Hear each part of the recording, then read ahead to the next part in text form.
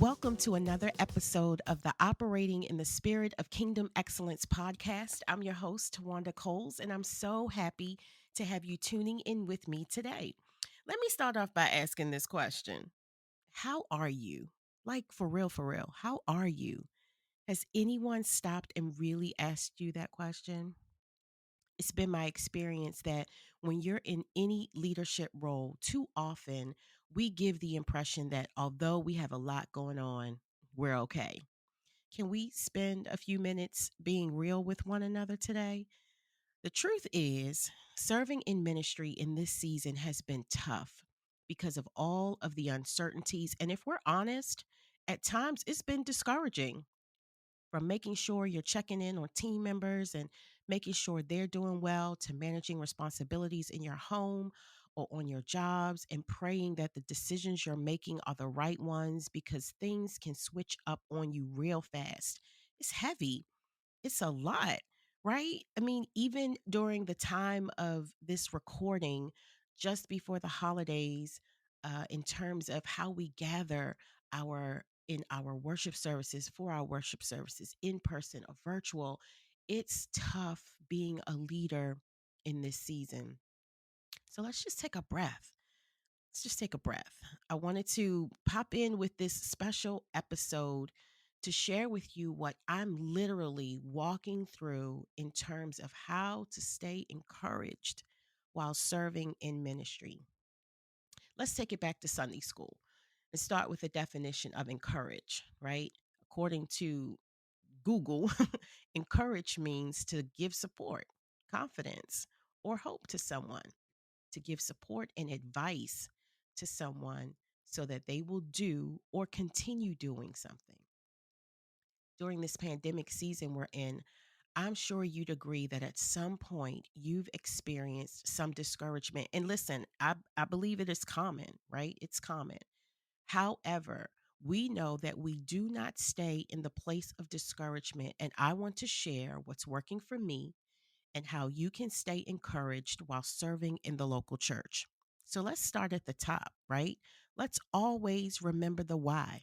We must always come back to the fact that we've been called to this work. The Lord never promised it would be easy. However, He did promise us that He'd always be with us. It's been my experience that when I take my eyes off of the reason I'm engaged in this work and focus on whatever may appear to be going wrong, I allow my spirit to become discouraged. We must remind ourselves, brothers and sisters, that God has called us to do a great work. Keep that always top of mind. We do what we do to the glory of God and not for the praise of man. The second thing I'd like to share in terms of what's working for me, in terms of staying encouraged while serving in ministry, is get connected to community where you can be surrounded by encouragement. And this is where your tribe comes in, right? Your tribe is your circle of family, trusted friends, and advisors that can speak affirming words to you, those who can remind you that you're doing a great job. And so let me pause right here and say, man of God, woman of God, you are doing a great job. There are also individuals in your tribe, these people who come alongside and support you when you need an extra push. Listen, hear me when I say this. Serving in the local church is costly. Did you hear what I said? Serving in the local church is costly. It costs us time, energy, sometimes relationships. However, we become discouraged when we do not leverage the support that God has given us. When we take on the posture that we got this, nah, sis, nah, brother, we don't have anything. Did you hear what I said? We don't have anything. We need community to get through this together. Let's focus on what's working and who's in the trenches with you. This one is one that I'm walking out today, keeping my focus on what's working. Spend time building that. Spend time developing that. Spend time on making what's working better. Why? Because it's working. Okay. Listen, we do not have the mental bandwidth to worry ourselves with what is not working. No, discouragement can set in easily because of misplaced focus. And allow me to kind of say here that, you know, when we look at what's not working, I think there is some value there, right? To explore what's not working, but that we not focus all of our time there because there are several other things that are working, that are moving things forward. And so we want to make sure that we have a balanced approach to what it is that we are focusing on. I hope you guys understand where I'm coming from there. I definitely don't want to give the impression that we should just ignore maybe something that's super critical, that needs to be addressed or corrected, that has its place. But what I've learned and in my experience is that when I spend way too much time focusing on what's not working, my spirit becomes discouraged. Another thing that I'm walking through in terms of how to stay encouraged while serving in ministry is a big one. And here it is, brothers and sisters, lean into this. And it's this one word: delegate. Hear me, man of God. Hear me, woman of God. Everything does not require your attention. When you feel the need to be involved and included in everything, it's a recipe for discouragement because your time, your energy, and your focus are being drained from you.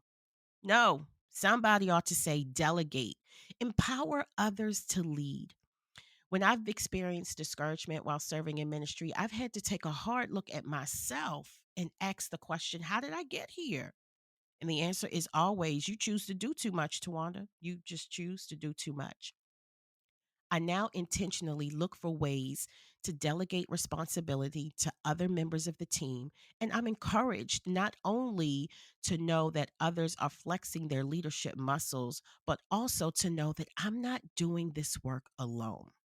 Here's what I know for sure: we should never make serving in ministry about us and about what others can do for us, but what we can do together for God. Did you hear what I said? We should never make serving in ministry about us and about what others can do for us, but what we can do together for God.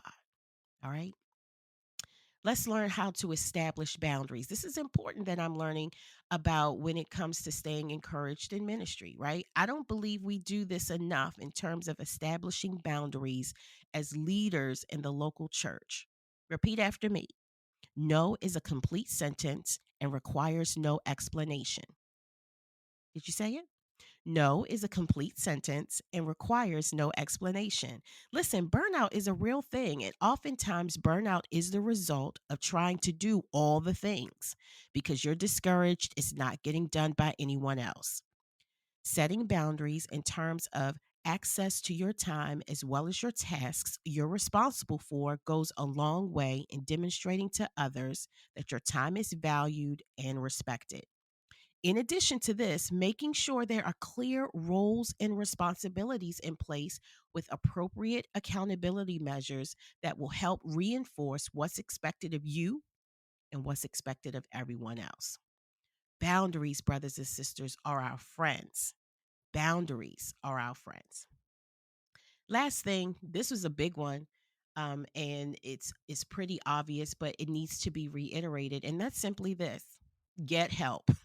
Real talk. One source of discouragement is the inability to simply ask for help. When you're overwhelmed and on the verge of burnout, tired in your body and in your spirit, it's easy for the spirit of discouragement to set in.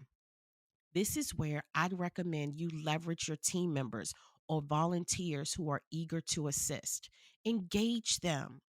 It is absolutely okay to be fine with things not getting done the way you would do them, but as long as it gets done in a way that is acceptable to the Lord, be encouraged that there was support available to assist you. That goes back to delegation, right?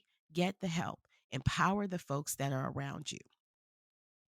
We're still all working through what has been and still is a season of serving in the local church that is filled with many transitions, a whole lot of change, and a lot of exciting things ahead, right? I'm excited about what God has in store for us, the new things we get to learn about how to reach people for Jesus Christ as we come into the year 2022. I'm excited about it. The uncertainty of all the things that we're having to deal with today is discouraging. It is. However, Galatians 6 and 9 in the King James Version of the Bible says this: and let us not be weary in well doing, for in due season we shall reap if we faint not. So stay the course, my friends. We're serving in the Lord's church for his glory and for his purpose. Let's always remember that our posture is to serve with love and humility now and forever. We are walking in kingdom excellence. Keep your head up. You're appreciated. You're doing a great job. Be encouraged. Thank you so much for listening and for coming along with me as we explore what it means to operate in the spirit of kingdom excellence. If you enjoyed what you've heard, and it is my prayer that you did, do me a favor, tell other kingdom leaders you know about this space and encourage them to subscribe and follow wherever you're listening. It's been my privilege to share a few minutes of your day talking about what it means to operate in the spirit of kingdom excellence. Be sure to check the show notes from today's episode for ways to stay connected with me. And remember, if excellence is important to God, it should be important to you. Until next time, may God bless you.